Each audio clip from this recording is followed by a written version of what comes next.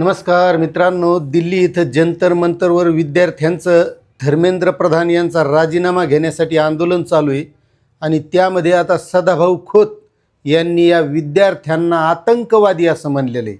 आता तसं पाहिलं तर त्याने काय लय मनातून म्हणलेलं नसेल, कारण सदाभाऊ खोत हे सुद्धा एका आंदोलनाच्या माध्यमातूनच एक मोठे नेते झाले, आमदार झाले, राज्यमंत्री झाले, कारण ते शेतकऱ्यांसाठी लढत असतात आणि त्यामुळे त्याला हे पद भेटलेले आहेत।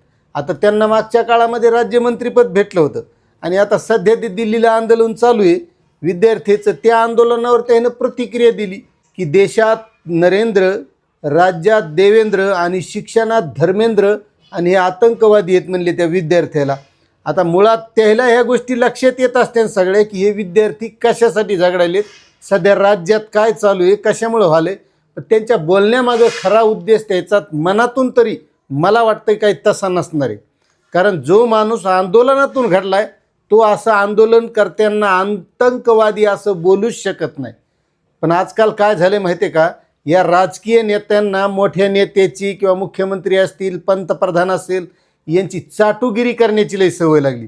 आणि तसंही काय नाही, त्याचं कारण असं आहे, प्रत्येकाला वाटतं आपल्याला मंत्रिपद भेटावं, आपल्याला राज्यमंत्रीपद भेटावं, आपल्याला कॅबिनेट मंत्रिपद भेटावं, एखादं महामंडळ भेटावं, आणि त्याच्यामुळं आपल्या पक्षाच्या नेत्याला आपण भारी बोललोत, आपण काय बोललोत हे म्हणून बोलत असतील, बाकी दुसरं काहीच नाही। आणि हे बोलले म्हणजे यायला मंत्रिपद भेटतील असंही होत नाही, कारण जे नरेंद्र मोदीसारखे नेते, मुख्यमंत्री देवेंद्र फडणवीस साहेबासारखे नेते हेही खूप हुशार आहेत, यांच्याही या सगळ्या गोष्टी लक्षात येतात की हे असे भडकाऊ कशामुळं बोलत आहेत, यायला काय लागत आहे आणि कशासाठी हे बोलायलेत। त्याच्यामुळे त्यानं त्याचे शब्द मागं घ्यावा असं बच्चू कडूंनी सांगितलेले, कारण बच्चू भाऊ कडूच्याही लक्षात आलं असेल की हे का बोलायलेत। त्यानंतर देसाई साहेब तसं म्हणले की त्यांनी तसं बोलायला नव्हतं पाहिजे, कारण शेवटी विद्यार्थ्याचं आंदोलन आहे, त्यांना आतंकवादी कसं म्हणता येईल। पण त्यांच्या म्हणण्यामागचा खरा उद्देश ते आहे की आपण बोललं म्हणजे आपल्याला उद्या काहीतरी भेटन, बाकी दुसरं काय ना। आता याच्यावर तुम्हाला काही वाटत असेल तर नक्कीच कमेंट करा। माहिती आवडली असेल तर चॅनलला सबस्क्राईब करा। धन्यवाद।